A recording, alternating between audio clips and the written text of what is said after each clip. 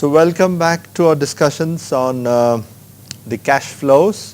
We have seen in the last class that the cash flows of a company has to be presented as per the International Accounting Standard 7 by dividing the cash flows into cash from financing, cash from investment and cash from operation.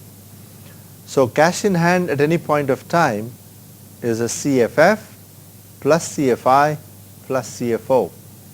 An important question that should come to our mind is why is cash from operation not same as profit for the period? So therefore, there is a need to understand the relationship between CFO and profit.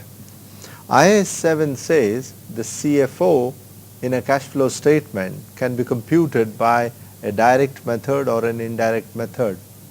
In case of an indirect method, we try to answer this question, why is a profit not same as CFO?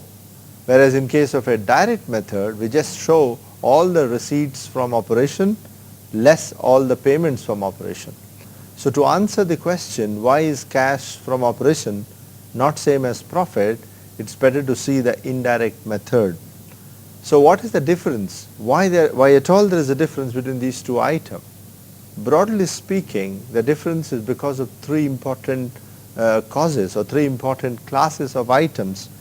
One is called non-operating items, the other is called non-cash items, the other one is a credit items. So non-cash items, non-operating items and credit items appear in income statement. So while determining the profit, income statement is governed by accrual principle and matching principle. So therefore, non-operating items like interest received, dividend received will also find a place there. Non-cash items like depreciation, provisions and amortization will find place there. And goods sold on credit or expenses due but not paid and many other credit items will find place there. So profit is not equal to CFO because of non-operating, because of non-cash and because of credit items.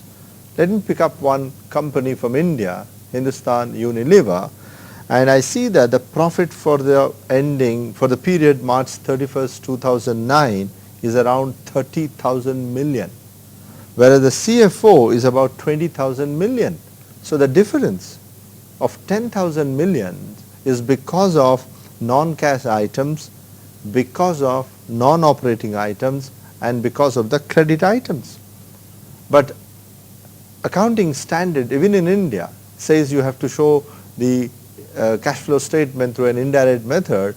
So the HUL's cash flow statement have actually reconciled CFO with the profits. So non-cash items on HUL's CFS is a depreciation. Non-operating items are interest incomes, dividend incomes and interest expenses, and a large number of credit items like receivables, payables and outstanding expenses. So all of these items together are responsible for the difference between CFO and a profit of the company, that is HUL. So 30,000 may be a profit, but 20,000 million is a cash from operation. So it is necessary to know that a company is not only generating profit, but is able to convert the profit into cash from operation.